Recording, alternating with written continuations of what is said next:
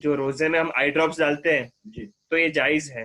تو یہ کیسے؟ کئی لوگ تو منع کرتے ہیں کہ ناجائز ہے، آپ کا روزہ ٹوٹ جائے گا، تو اس کی وجہ کیا ہے؟ دیکھیں اس میں ایسا ہے کہ ہمارے پرانے فقہا نے آج تک جنہوں نے یعنی کہ 1200 سال سے ہمارے فقہا یہ مسئلہ بیان کرتے آئے، اور خود اعلی حضرت امام احمد رضا خان فاضل بریلوی رضی اللہ تعالیٰ عنہ نے فتاوی رضویہ میں اسے بیان کیا.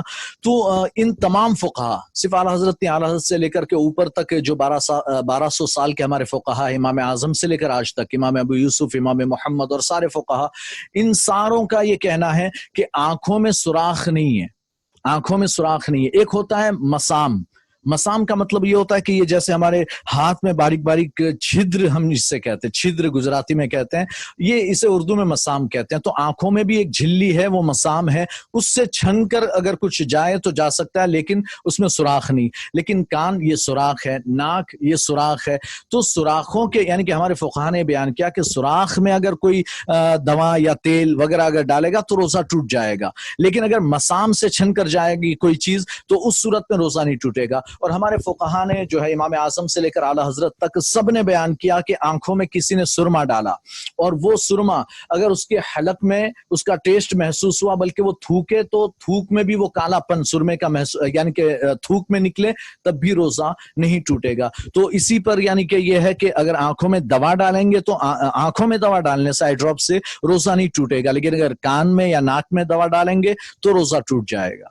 لیکن یہ کہ بعض علماء نے اب نئی یعنی کہ تحقیق کی ہے کہ بھئی آنکھوں میں جو ہے آنکھوں سے تو دوا وغیرہ جاتی ہے، اس کا راستہ ہے پیٹ تک، لیکن کان وغیرہ میں نہیں ہے، اس لیے کان میں ڈالو گے تو روزہ نہیں ٹوٹے گا، آنکھ میں ڈالو گے تو ٹوٹے گا. لیکن یہ جو جدید علماء ہے جن کی تحقیق ہے، اگر آپ انہیں مانتے ہیں تو ٹھیک ہے، آپ ان کا مسئلہ مانیے، کوئی بات نہیں.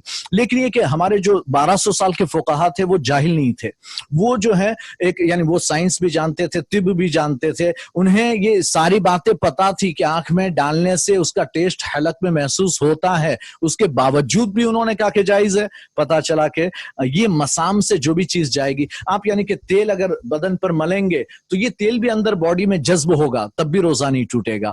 تو اس طرح سے یعنی اگر کسی جگہ سے اگر وہ چیز جاتی ہے تو روزہ نہیں ٹوٹتا، لیکن سوراخ کے ذریعے سے اگر جائے گی تو روزہ ٹوٹ جائے گا.